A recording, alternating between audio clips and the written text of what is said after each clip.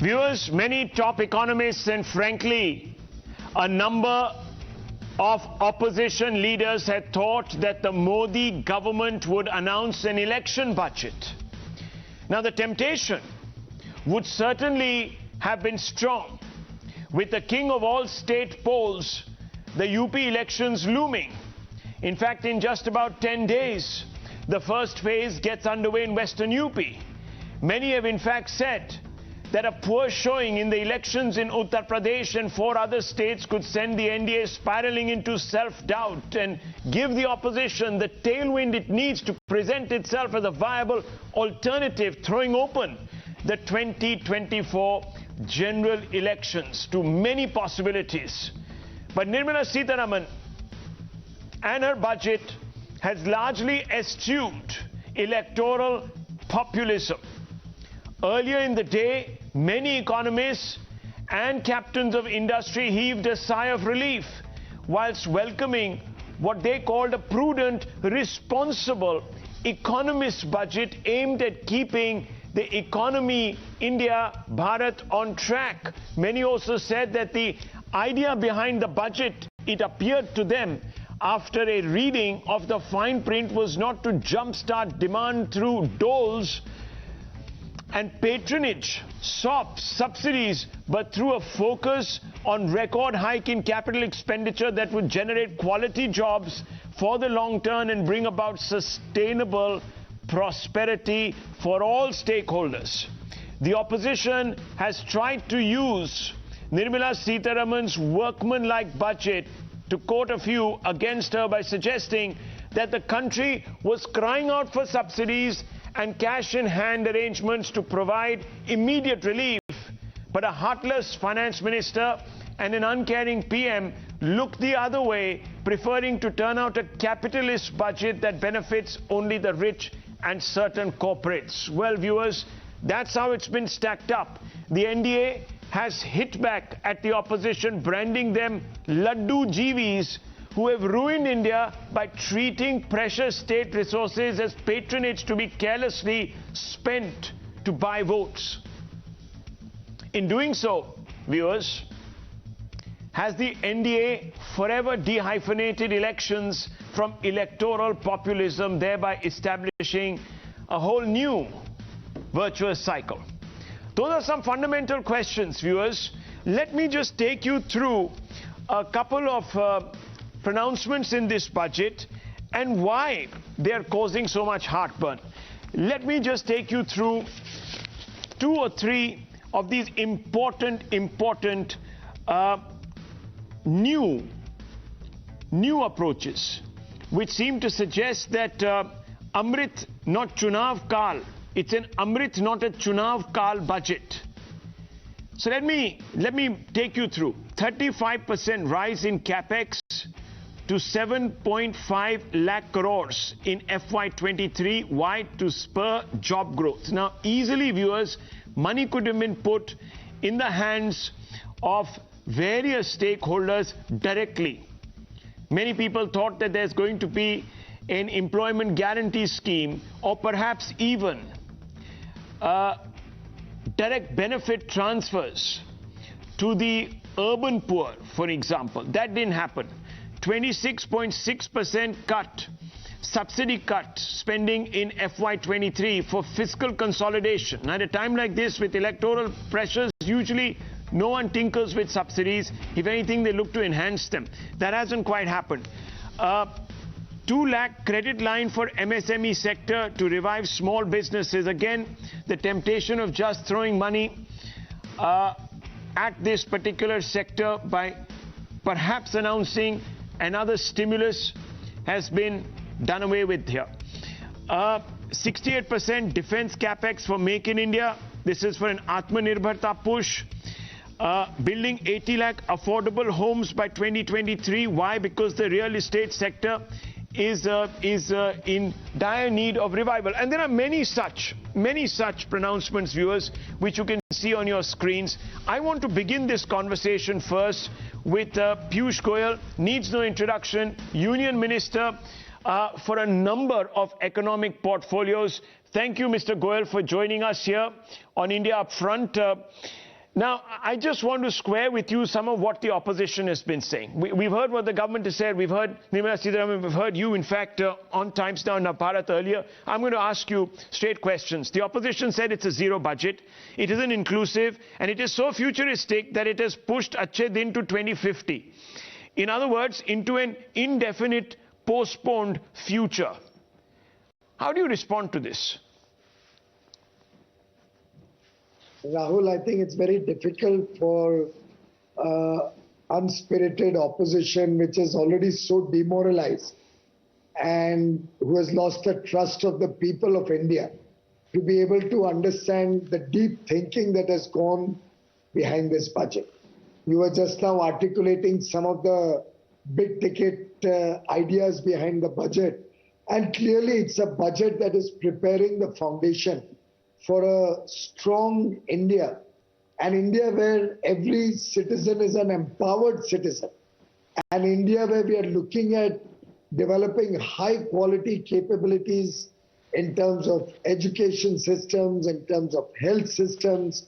We are looking at manufacturing becoming the base for which the government is acting as a facilitator. We are looking at making it easier to do business, also easier to lead a common man's life, bereft of corruption, without harassment by any officialdom. I think these are ideas on which Prime Minister Modi has worked for the last 8 years. He's worked for every section of society. For the first time, the poor feel that there is a messiah, somebody who cares for them. Women recognize that he's the only leader who cared to give them a toilet more than anything else. I mean, nobody ever bothered about the dignity of our sisters and mothers as much as Prime Minister Modi. So over a period of time, he has earned the trust of the people, and therefore, he doesn't need to give a Chunavi budget. He needs to give a budget that strengthens all of India. It's a budget for 135 crore Indians. It's a budget that will work in every section of society. And therefore, it is a budget that the people of India want. Mr. Goyal, there are also some economists who said that right now, cash in hand was important. Cash assistance for poor who lost jobs, that there should be no cut in indirect taxes to check inflation. And they've said there has been none in this particular budget. They were hoping that there would be an urban job guarantee scheme. The middle class would be given relief. In fact, many viewers called into Times Now to say that, look, we've been really hard done by. Middle class has not been helped. This is a cruel finance minister and a prime minister who doesn't care. How do you square this? First of all, in terms of giving money to the poor, I think this government's track record, particularly through the COVID period, has been quite proactive. If you will see, the Atmanirbhar Bharat packages came at regular intervals, supporting different sections of society which needed it the most. Direct money was put into the hands of women. Free cooking gas cylinders were given. Farmers are given money every 4 months through a direct benefit transfer. We've run the world's largest food security program. 80 crore Indians, apart from their food security entitlement, are also getting 5 kilos per month additional food grain, fully free of charge. So all of these put together have been a continuum. It's not as if we waited for the budget. Whatever was the need of the hour, we continued to give that. And I think in that sense, this has been a government which acted fast and did not try to club everything waiting for the budget just so that everything... Fair enough, but your own survey, sir, released yesterday said, and let me just be very particular, that Manrega, the demand for Manrega has gone up, yet the budget seems to cut Manrega allocations. How do you explain Rahul, this, sir? I'll just correct your perception on that. If you recall, the last year's budget also had provided 73,000 crores. True. But Honorable Finance Minister had said, whatever will be additional funds required, I will give it in the supplementaries. And today, if you see the revised estimate, it's nearly 1 lakh of crores or 98,000 crores. even going forward, should there be the need for more funds? Whereas our effort is that because of the massive thrust on infrastructure development, the production-linked incentive schemes, the focus to get the multiplier impact, provide new work opportunities, give our MSMEs, our entrepreneurs, our startups new areas of work. Hopefully, we will not need this level of Manrega. However, should there be more funds required, the government will not be found wanting. The Honorable Prime Minister and the Honorable Finance Minister have, through the COVID period, ensured that. And as regards the request for a city-based Manrega or job program, let me, on the contrary, tell you that the larger complaint we hear from infrastructure and industry providers is that they are not getting enough people for work in the cities. We are running the Pragati Maidan infrastructure development program, for example. Manija Bhavan is being constructed. Convention center is coming up in Dwarka. We are continuously stressed for adequate labor. So I think in urban India, people wanting to work are getting work. And going forward, as more and more infrastructure investment in metros, in railway lines, in affordable housing, all of these are picking up. You will find that more and more job opportunities will come up both in the cities and in rural India. Are some citizens more equal than others? That's something that is being pointed out. Let me specify. 1.63 crore farm as to get a direct payment of 2.37 lakh crores for procurement of wheat and paddy. Our godowns are already overflowing. This is seen as a big sop, while the middle class has been left high and dry. Nothing for the middle class at all. Well, first of all, the farmers have done us proud. All through the COVID period, they kept our food grain fully stocked up. It was thanks to them that we were able to distribute nearly 40 lakh tons of food grain every month for about 19 months. I mean, it's not a small amount. It's a big thumbs up for the service that our farmers have done for the nation. It is thanks to the government procurement program that we had adequate... So the middle class has also done you proud. They paid their taxes honestly and given you revenue so that you can spend. Absolutely. I'm coming to that. I'm just on the farmers, and recognizing the farmers and saying that I don't think anybody in this country grudges them any support given to the farmers. By the way, when we procure at MSP, the food grain is distributed under the National Food Security Program to the poor of India. It's not as if you have given 2,37,000 crores only as a grant to the farmers and not got anything in return. The food grains that they give run your NFSA. They ran your large food security program. So some of your own colleagues had said in different times that, you know, these MSP handouts, etc., only help the Arathyas in the context of Punjab when you were pushing through the 3 farm laws. So there are some contradictions there. But I was on the point of... I'd like you to correct your perception. We have never said anything against MSP. Okay. I think you read it wrong. Okay. Or I'd love you to take out a quote and show me. Okay. Where I've said that these procurement and MSPs let's get back to the middle class issue. That's absolutely wrong narrative. Fair enough. Okay, let's get back to the main issue. The middle class, no change in income tax slabs. The middle class has also been badly hit. It's also paid its taxes all through. The revenues have been burgeoning. Why not link tax exemption limits and exemptions to inflation, for instance? They're done for ministers, they're done for MLAs, MPs. Why not for the middle class, sir? Rahul, first of all, we recognize and respect the huge contribution of the middle class. And I must say that it is every section of society that collectively make up India. And this budget has addressed the concerns of every section. And I'll explain why.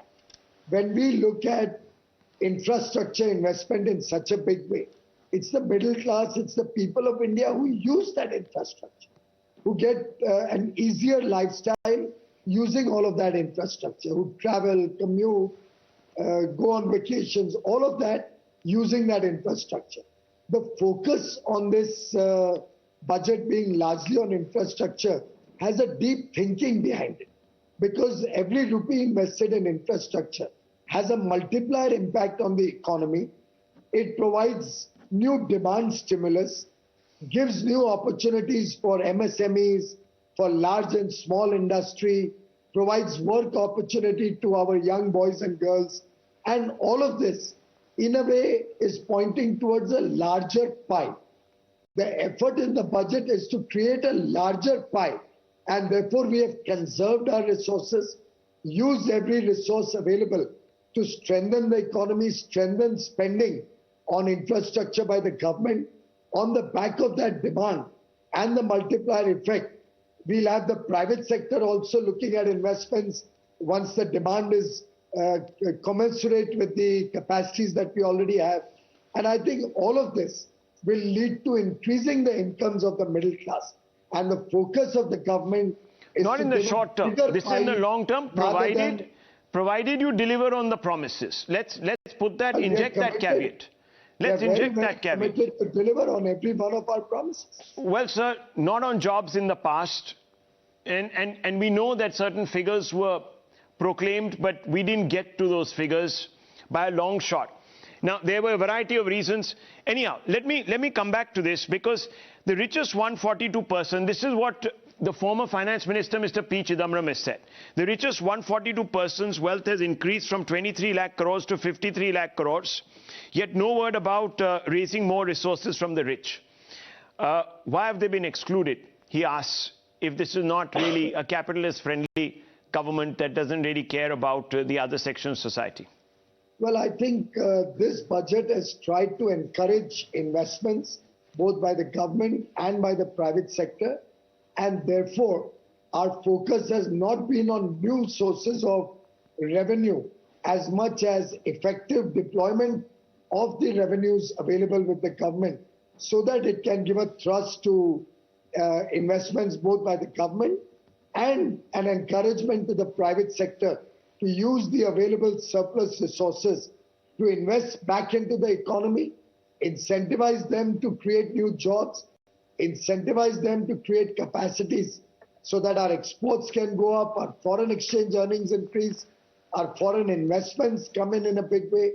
So this is a budget which has acted as an enabler for increasing the economic growth, increasing the pie available for the country as a whole, so that every section of society gets new and more opportunities.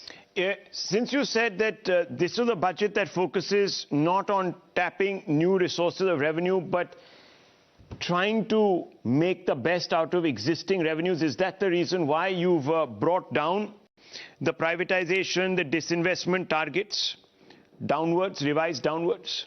I think the Honorable FM has tried to be very conservative in almost all her calculations for the coming year. And she has tried to look at what was already on the table, already in the pipeline, take a realistic schedule, considering that this investment is quite a time-consuming process given the various historical baggage that some of our PSUs have. And looking at all of that, she has taken a realistic budget so that we can hopefully exceed that, rather than at any point of time fall short of resources. Okay, couple of last questions. How do you respond to the criticism that the government has brought in the Bitcoin situation through the back channel by taxing crypto assets at 30%, even though you haven't legalized or brought in a law on cryptos? This is going to create two different types of problems. Yes. Rahul, there are two separate issues here. One is currency and one is an asset. The crypto world does not have any legal digital currency unless it is backed by the sovereign state or by the federal bank. So Honorable Finance Minister has announced that the Reserve Bank will be coming out with a digital currency, which will be legal tender once the Reserve Bank of India lends its weight and monitors the issuance of that currency. That will be legal tender, and that will be, in a way, leveraging India's strengths in technology, in blockchain, and all the modern that the modern world has to offer, also building upon our fintech abilities. In terms of assets, well, those are privately instituted assets. Every private citizen can own and have any asset that he likes. Government has a right to tax you for the profits you make on the assets that you have. But government has not announced the creation of any legal crypto assets. Those are not being done by the government at all. So is this an attempt to disincentivize the public from going ahead and investing in crypto assets? Or is this now a recognition that this is an asset set that you need to be looking at, and perhaps even creating a regulatory framework? Well, I think these are assets created by private people or private companies and don't have the backing of any government or of any security. So it's something that the common, that the people have to be aware, and the people have to make a conscious choice on what asset class they want to invest. Well, thank you, Mr. Goyal. Thank you for taking out the time and being honest with some of your answers. It depends now, obviously, on the people, whether they accept them at face value. I was the devil's advocate for the middle class, and also, of course, for those who think that they haven't been covered by the government. Thank you very much.